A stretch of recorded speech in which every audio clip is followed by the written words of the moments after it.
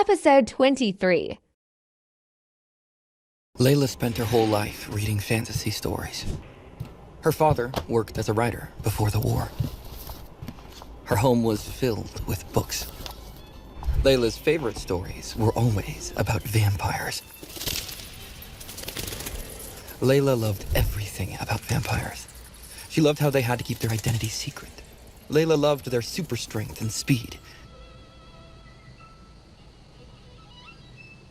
But most of all, she loved that they could live forever. Fantasy stories became relics after abilities spread through the world. No one cared about superpowers in stories when reality was already filled with strange powers. However, Layla's love for vampires only grew. When abilities became a reality, she hoped vampires would be real too. However, Layla had long since given up. She had accepted that vampires were fiction. All of that changed when Quinn bit her. Quinn was right. A normal person wouldn't have figured him out so easily. However, Layla wasn't a normal person. She'd been hunting for vampires her whole life.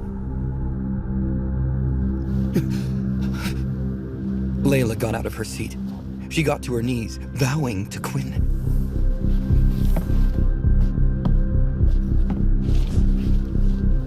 Other students began to notice her strange behavior, even though they couldn't hear what she said. Layla pressed her forehead against Quinn's hands. "Please, I'll do anything. Make me a vampire." Quinn pulled her to her feet. "All right, I understand. Please, just get up." Quinn sighed as she sat down again. How am I going to explain this to her? She probably is going to think that I'm lying, no matter what I say. Quinn decided on the direct approach. "You've got the wrong idea. I'm not a vampire. I became like this from an ability book." The smile on Layla's face disappeared. Her dreams were crushed. Quinn worried over how she would respond. "You know what this means, right?" Layla nodded. She understood the rules regarding abilities well. The human body can only have one ability type at a time. Her cells are already attuned to telekinesis. She won't be able to learn my ability, even if I could somehow teach her. This isn't like in the books. I can't just bite someone to make more people like me. Layla composed herself. She wasn't going to let him see her pain. "Then why did you hide this from the Academy? Why did you tell them you had no ability? If you got this from an ability book, you can't be an original." Quinn tried to make her see things from his perspective. "Have you ever heard of an ability like this?" Layla thought about it. She'd never come across an ability like this anywhere in her vampire research. There was no record anywhere of an ability user drinking the blood of their victims. Layla's mind raced to another possibility. "That's all the more reason to tell the school. They can help you register the book. If you sold an ability book like that, you'd make a fortune." Quinn rubbed his temples. He knew the next part was even harder to believe. "I wish I could do that. But when I learned the ability, the book vanished." Layla doubted Quinn was telling the truth. Ability books didn't just vanish. They weren't magic. However, Layla had to believe him, for now. Quinn's explanation was the only thing that made sense, given her limited information. He wouldn't hide his abilities if he could sell the ability book. It had to be gone. She knew there had to be more to the story. Layla wanted to know more about Quinn's abilities. Eventually, she'd get to the bottom of it. Layla knew Quinn needed her help. He stood no chance without a powerful family or company backing him. Sooner or later, someone would find out about his rare ability. No one would believe his ability book disappeared. They'd torture Quinn to get the book. When that didn't produce any results, Quinn would be taken away to be experimented on.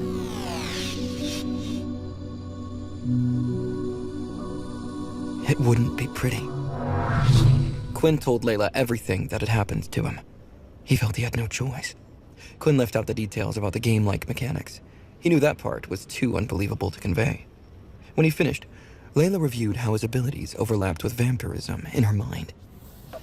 Quinn doesn't die in the sun, but he feels incredibly weak. I'm interested to learn more about his abilities. If he gets caught, I won't be able to do that. So, there's really only one option. Layla nodded once, coming to a decision. Fine. I will keep this a secret, but only on one condition. I want to help you out. Clearly you don't know much about these powers. You wouldn't have bitten me if you could control them. We can't have you going around the school biting people. They'll take you away in a heartbeat. If you need to feast on someone, then feast on me. What? Quinn was taken aback. This is perfect. I've been meaning to run some tests with these powers, but I didn't have any way to do it. With Layla's help, I can try things out and learn more about my abilities. Thank God this girl is so weird. No one else would make this kind of offer. Quinn knew she wasn't lying. She had nothing to gain from this. Besides, declining her offer would only make her an enemy. Now that she knew his secret, he had no choice but to trust her. Quinn shook her hand. It's a deal. Layla was thrilled that Quinn accepted her offer. She still wanted to be a vampire. She doubted what he had was really an ability at all. Abilities had a set number of skills, but that didn't sound like what Quinn had. His body had morphed to the point where he wasn't even human. Layla smiled, thinking about what would come next. All right. You're going to need to take some of my blood in case you get hungry again. Layla pulled down her shirt slightly, showing her neck. Quinn paled, remembering what he'd done to her earlier. What are you thinking? We can't do it here. Besides, I'm not going to bite your neck again. The two chatted in the library, discussing their plans.